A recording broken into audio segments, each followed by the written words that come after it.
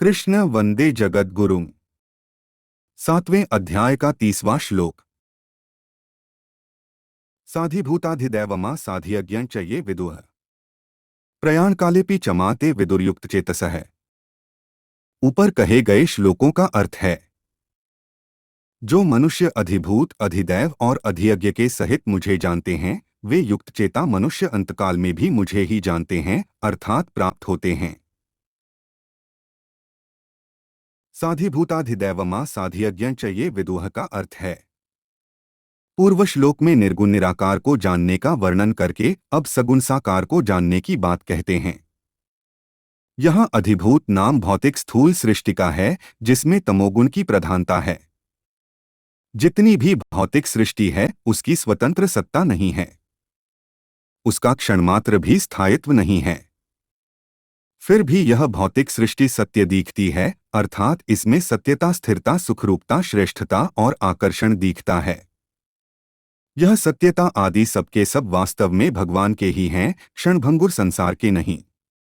तात्पर्य है कि जैसे बर्फ की सत्ता जल के बिना नहीं हो सकती, ऐसे ही भौतिक स्थूल सृष्टि अर्थात अधिभूत की सत्ता भगवान के बिना नहीं हो सकती। इस प्रकार तत्व से यह संसार भगवत स्वरूप ही है, ऐसा जानना ही अधिभूत के सहित भगवान को जानना है। अधिदैव नाम सृष्टि की रचना करने वाले हिरण्यगर्भ ब्रह्मा जी का है, जिनमें रजोगुण की प्रधानता है। भगवान ही ब्रह्मा जी के रूप में प्रकट होते हैं, अर्थात तत्व से ब्रह्मा जी भगवत स्वरूप ही हैं, ऐसा जानना ही अधिदैव के सहित भगवान को जानना है। अधियज्ञ नाम भगवान विष्णु का है, जो अंतर्यामी रूप से सब में व्याप्त हैं और जिनमें सत्वगुण की प्रधानता है।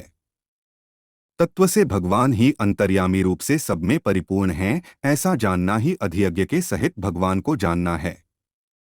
अधिभूत अधिदैव और अधियज्ञ के सहित भगवान को जानने का तात्पर्य है कि भगवान श्री कृष्ण के शरीर के किसी एक अंश में विराट रूप है और उस विराट रूप में अधिभूत अनंत ब्रह्मांड अधिदैव ब्रह्मा जी और अधियज्ञ विष्णु आदि सभी हैं। जैसा कि अर्जुन ने कहा है, हे देव, मैं आपके शरीर में संपूर्ण प्राणियों को, जिनकी नाभि से कमल निकला है, उन विष्णु को, कमल पर विराजमान ब्रह्म को और शंकर आदि को देख रहा हूँ।